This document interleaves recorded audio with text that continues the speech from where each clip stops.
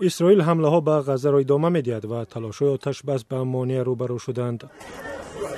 قطر گفت موقع دو جانب برای آتش بس روشن نیست. ما می‌بینیم که مقامداران اسرائیل در این مسئله ضد هم گپ می‌زنند. هیچ پیشنهادی نگرفتیم که برای ادامه گفتگوی آتش بس امیدوار کننده باشد.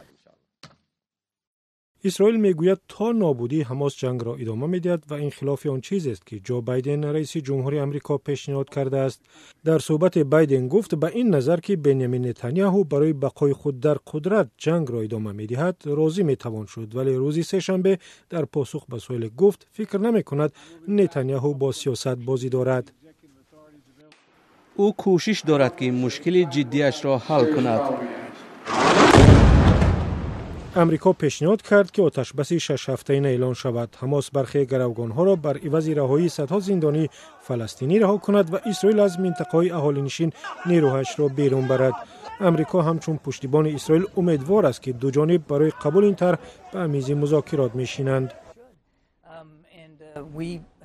ما کاملا به این نظریم که اسرائیل طرح را پشتیبانی میکند و این به منفعتشان است، به منفعت حماس نیست. حمله های اسرائیل هر روز بر سر فلسطینیان در غزه فاجعه می آورد. با این احوال مذاکره کننده سابق از جانب امریکا به سازش آتش بس خوشبین نیست. پیشگویی من این است که حتی اگر جانب‌ها به آتش بس راضی شوند که این در گمان است و تا جای سیاست‌های اسرائیل را می‌دانم احتمال تنها یک بخش آن عملی شود. از این بیشتر انتظار ندارم.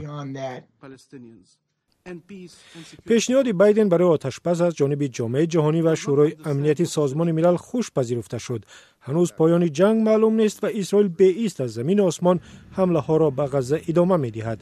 تعداد کشته شده ها روز به روز بیشتر می شود.